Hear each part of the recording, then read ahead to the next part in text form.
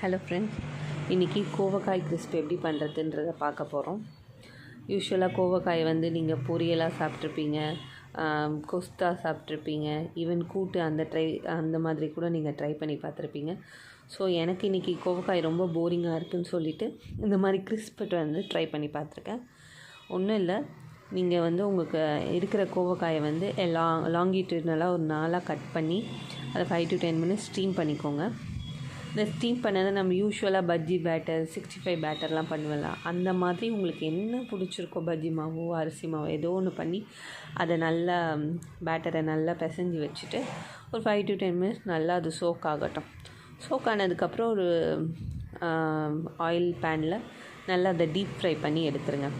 இது அவ்வளோ டேஸ்டியாக இருக்குது. வெளியே வந்து கிறிஸ்பியாகவும் உள்ளே நல்லா சூயியாக சாஃப்டாக அவ்வளோ நல்ல டேஸ்ட்டாக இருக்குது.